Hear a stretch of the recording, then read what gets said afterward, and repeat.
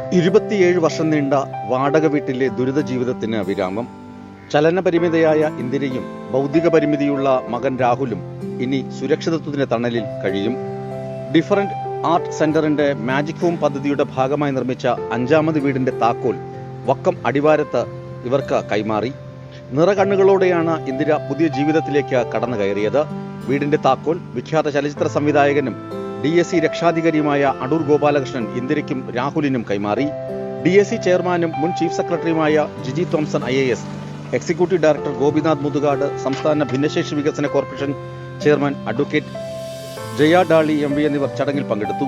ദേശീയ അവാർഡ് ജേതാവും ഗായകനുമായ ആദിത്യ സുരേഷിന്റെ സംഗീത ആലാപനത്തോടെയാണ് ചടങ്ങുകൾക്ക് തുടക്കം കുറിച്ചത്.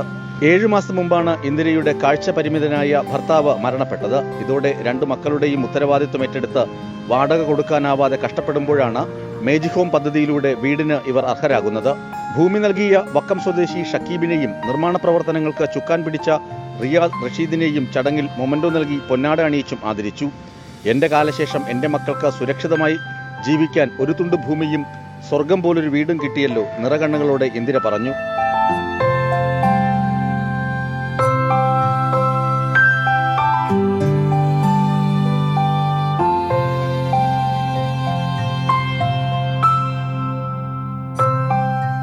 മക്കളെയും ചേർത്ത് പിടിച്ച് തൊഴുത്തിൽ വരെ കഴിഞ്ഞ ഒരു കാലമുണ്ടായിരുന്നു. ഒരിക്കലും നടക്കില്ലെന്ന് കരുതിയ വലിയ സ്വപ്നമാണ് മുതുകാട് സാറിന്റെ സുമനസ്സുകൊണ്ട് വന്നു ചേർന്നത്. വക്കത്തെ ബഡ് സ്കൂളിൽ പഠിക്കുന്ന 30-കാരനായ രാഹുലിന് പുറമെ ഒരു മകൻ കൂടി ഇന്ദിരയ്ക്കുണ്ട്. DSC വാങ്ങിയ 3 സെന്റ് ഭൂമിയിലാണ് 540 ചതുരശ്ര അടി വിസ്തീർണമുള്ള ഈ ഭിന്നശേഷി സൗഹൃദ വീട് നിർമ്മിച്ചത്. റാമ്പ്, ഭിന്നശേഷി സൗഹൃദ ബാത്റൂം തുടങ്ങിയ സൗകര്യങ്ങളും ഇവിടെ ഒരുക്കിയിട്ടുണ്ട്. DSC മാജിക് ഹോംസ് പദ്ധതിയുടെ ഭാഗമായി ഓരോ ജില്ലയിലും ഒരു വീടെന്ന നിലയിൽ 14 ഭിന്നശേഷി സൗഹൃദ വീടുകളാണ് നിർമ്മിച്ചു നൽകുന്നത്. നിലവിൽ കാസർഗോഡ്, ഇടുക്കി, മലപ്പുറം, വയനാട് ജില്ലകളിലെ വീടുകൾ പൂർത്തിയാക്കി കൈമാറിയിരുന്നു. ഈ ഭിന്നശേഷി സൗഹൃദ വീടുകൾ മാതൃകയാക്കി കൂടുതൽ ആളുകൾക്ക് ഇത്തരത്തിൽ വീടുകൾ നിർമ്മിച്ചു നൽകാൻ ജീവകാരുണ്യ സംഘടനകൾക്ക് പ്രചോദനമാകുമെന്നാണ് പ്രതീക്ഷിക്കുന്നതെന്ന് ഗോപിനാഥ് മുതുകാട് പറഞ്ഞു. ഓൾ കേരള പ്രവാസി അസോസിയേഷൻ മുൻ പ്രസിഡന്റ് വക്കം ജയലാൽ സ്വാഗതവും സ്പെഷ്യൽ എഡ്യൂക്കേഷൻ ടീച്ചർ ദിവ്യ നന്ദിയും പറഞ്ഞു.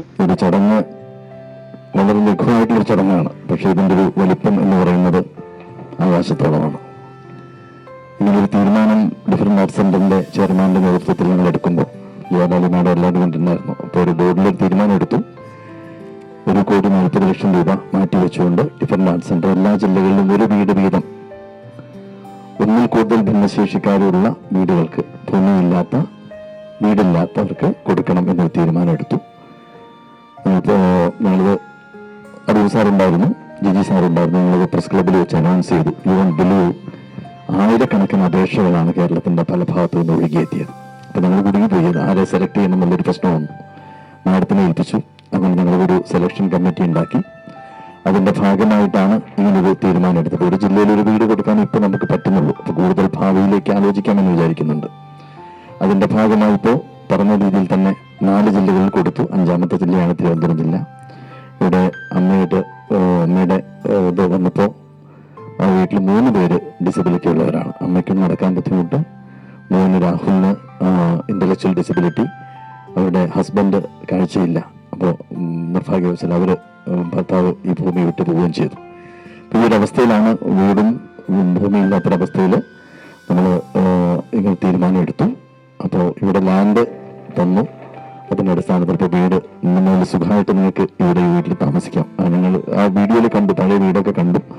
പിന്നെ മുതൽ സുഖമായിട്ട് മഴയൊന്നും കൊള്ളാതെ അന്തി ഇറങ്ങാനുള്ള സൗകര്യം ചെയ്തു തരുമെന്ന് മാത്രമേ ഉദ്ദേശിച്ചുള്ളൂ. അപ്പോൾ അതിൻ്റെ ഒരു താക്കോൽ ദാന കർമ്മമാണ് ഇവിടെ നടക്കുന്നത്. നമുക്ക് ഇന്നിപ്പോൾ കിട്ടാവുന്ന ഏറ്റവും വലിയ വ്യക്തികളാണ് ഇവിടെ ഇതിനു വേണ്ടിയിട്ടിരിക്കുന്നത്. അടൂർ സാറ് ബുദ്ധിമുട്ടി അവിടുന്ന് ഞങ്ങൾ വിളിച്ചപ്പോൾ ഓക്കെ എന്ന് പറഞ്ഞു വന്നു. ജി സാറ് നമ്മുടെ ഭാഗമാണ്, ജയാഡാലിമ നമ്മുടെ ഭാഗമാണ്. ആദിത്യൻ കുട്ടൻ ഇവനെ പരിചയപ്പെടുത്തേണ്ട ഇതിൽ പരിചയപ്പെടുത്തിയില്ലെന്ന് തോന്നുന്നു എനിക്ക്. രാഷ്ട്രപതിയുടെ അവാർഡ് കിട്ടിയ കുട്ടിയാണ് കേട്ടോ. അപ്പോൾ വളരെ പ്രഗത്ഭനായിട്ടുള്ളതാണ് ആദിത്യൻ. ആദിത്യന്റെ പാട്ടുകൾ ഒരുപാടുണ്ട്. ഈ പ്രാവശ്യം എനിക്ക് തോന്നുന്നത് ഡിസബിലിറ്റി അവാർഡ് അന്ന് ആദിത്യനായിരുന്നു ഇന്ത്യയിൽ നിന്ന് പ്രാർത്ഥനാ ഗാനം ചൊല്ലാൻ വേണ്ടിയിട്ട് ഗവൺമെന്റ് സെലക്ട് ചെയ്തിട്ട് അവിടെ പോയി ഡൽഹിയിൽ പോയി പ്രാർത്ഥന ചൊല്ലിയ കുട്ടിയാണ്. അപ്പോൾ ഇതെല്ലാം കൊണ്ടും അർഹതപ്പെട്ട ഒരു മോനാണ്. എല്ലാവർക്കും സ്വാഗതം. വേറൊന്നും പറയാനുള്ള എല്ലാ അമ്മമാർക്കും എല്ലാ സഹോദരിമാരെയും കാണാൻ സാധിച്ചതിനെ കുറിച്ചും നമുക്ക് ആഗ്രഹം ഉണ്ടാവും അല്ലേ. എല്ലാം നമുക്ക് വാഗ്ദാനം ചെയ്യുന്ന ഒരുപാട് പേരെ നമ്മൾ കണ്ടിട്ടുണ്ട്. പക്ഷേ സഹജീവികളുടെ കണ്ണീരൊപ്പുക എന്നുള്ളതാണ് ജീവിതത്തിലെ ഏറ്റവും പരമമായ ധർമ്മം. അതാണ് ഇന്നിവിടെ നടക്കുന്നത്, അല്ലേ?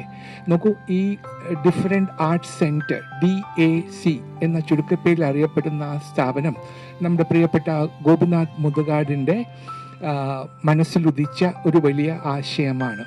അതായത് ഭിന്നശേഷിക്കാരായ കുട്ടികൾക്ക് വേണ്ടുന്ന സഹായം ചെയ്തു കൊടുക്കുക. എങ്ങനെ സഹായം ചെയ്തു കൊടുക്കുന്നു?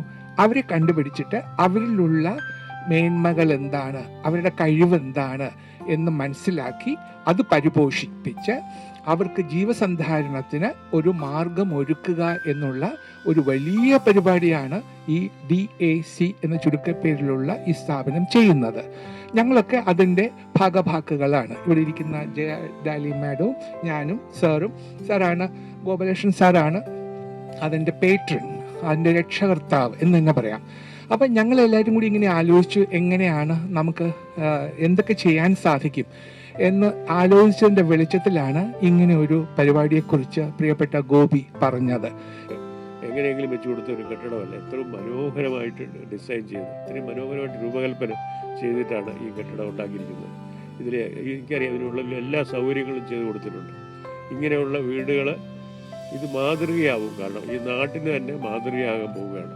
ഈ എല്ലാ ജില്ലകളിലും ഇതുപോലെ ഒരു വീട് വെച്ച്